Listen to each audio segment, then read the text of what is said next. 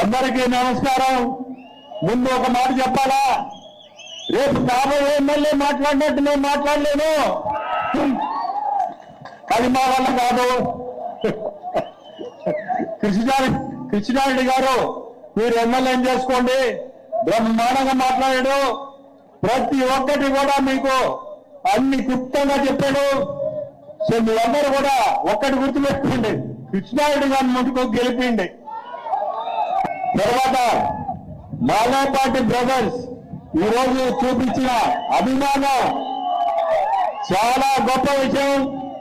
ఈరోజు మొదటిసారి నేను భగవతి రావడం, మీ అందరిని చూసి మీ సంతోషాన్ని చూసి నాకు ఈరోజు మామూలుగా నిద్ర పట్టదు, కానీ ఈరోజు బ్రహ్మాండంగా నిద్ర పట్టద్దు. మీ అందరం చూసి మీ అందరి సంతోషం చూస్తుంటేనే ఒక ఆనందం.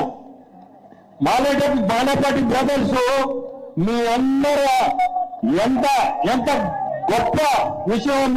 ఇంతమందిని 2 గంటలు 3 గంటల నుంచి మీ అందరూ ఉన్నారంటేనే అదే మీరు చూపించే అభిమానం ఆ ఫ్యామిలీ మీద. నేను ఒక్కటి చెప్తున్నాను, నన్ను ఎంపీగా మీరు గెలిపించండి, ఢిల్లీ పంపించండి. ఈ ఎయిర్పోర్ట్ అనేది భగవతిలో తప్పకుండా మళ్ళీ తీసుకొస్తాం. ఎయిర్పోర్ట్ వస్తే ఈ ఎయిర్పోర్ట్ కానీ మనం తెచ్చుకోగలిగితే ఈ చుట్టూ గ్రామాలంతా కూడా చాలా మంది పిల్లలు ఉద్యోగాల కోసం ఎక్కడికో సిటీలో పోయి ఎత్తుకుంటున్నారు. అదే ఎయిర్పోర్ట్ అనేది వచ్చిందంటే ఇండస్ట్రీస్ ఒకటి తప్పకుండా ఇక్కడ వస్తాయి. కావలి చుట్టూ బ్రహ్మాండమైన పరిశ్రమలు వస్తాయి. దాంతో మీకు ఎంప్లాయ్మెంట్ కూడా చాలా మంది నిరుద్యోగులకి అందరికి కూడా వసతి కల్పిస్తాము. సో మీ అందరూ ఒకటి గుర్తుపెట్టుకోండి, ఓటేసి ఎంపీగా నన్ను గెలిపండి, కృష్ణారెడ్డి గారిని ఎమ్మెల్యేగా మీరు ఓటేసి గెలిపించాలని కోరుకుంటూ, ఇప్పటికే చాలా సమయం మీ అందరూ ఉండడమే గొప్ప. 3 గంటల నుంచి కూర్చోన్నారు. అదే మీకుండే అభిమానం మాలేపాటి బ్రదర్స్ మీద. ముగ్గురు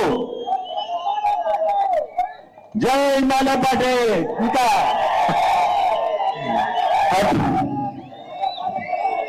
మనందరం కూడా చంద్రబాబు నాయుడు గారిని మనం ముఖ్యమంత్రిగా చూడాలా. సో మనందరము అతన్ని గెలిపించాలంటే మనం కృష్ణారెడ్డి గారిని గెలిపించాలా. అప్పుడే మనం చంద్రబాబు నాయుడిని గారిని కుర్చీలో కూర్చోబెట్టగలుగుతాం, ముఖ్యమంత్రి కుర్చీలో.